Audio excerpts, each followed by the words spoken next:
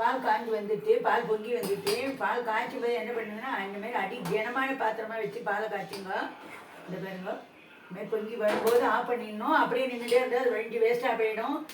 இது ஒரு basic knowledge தான். இது கூட தெரியாதவங்க எவ்வளோ பேர் ஆம்பளை பசங்கள்லாம் இருக்காங்க.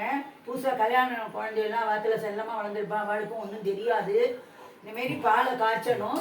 இது பாலை காய்ச்சினதுக்கு அப்புறம் தான் இதில் எல்லாமே காப்பியோ டீயோ எது போட்டு குடிக்கிறோம், அந்த எல்லாம் ஆற வச்சு உர குத்துறது, தயிரை உருவாக்குறது, வெண்ணெய் எடுக்கிறது எல்லாமே இதான் பேசிக் நாலேஜ். இந்த பால் காய்ச்சறது தான் இவ்வளோ விஷயங்களும் அடங்கியிருக்கு.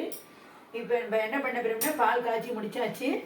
இது காப்பி கலக்க போகிறேன். அடுத்து காப்பி எப்படி கலக்கிறதுன்னு அவளுக்கு தெரியாது. அதனால அதையும் தெரியாதவா பார்த்துக்கோங்க, தெரிஞ்சவளுக்கு கவலை கிடையாது. இப்போ நமக்கு தேவையான சர்க்கரையை நம்ம இதில் போட்டுட்டோம். இது காப்பி டிகாஷன். வேணுங்கிற அளவு டிகாஷனை விட்டுட்டு லைட் காஃபினா லைட்டு, ஸ்ட்ராங்கு காஃபினா ஸ்ட்ராங்காக டிகாஷனை விடணும்.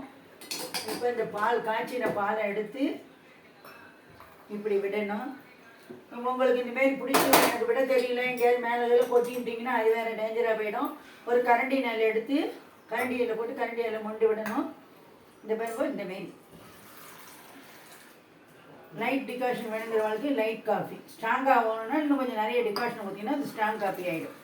இதுமாரி போட்டு அதை குடிக்க வேண்டியதுதான். தெரியாத தெரிஞ்சுக்கோங்க, இது ஒரு ஜோக்குக்காகவோ காமெடிக்காகவோ போட்ட வீடியோ கிடையாது. சீரியஸாக போட்ட வீடியோ தான், தெரியாத வாழ்க்காக போட்ட வீடியோ அது.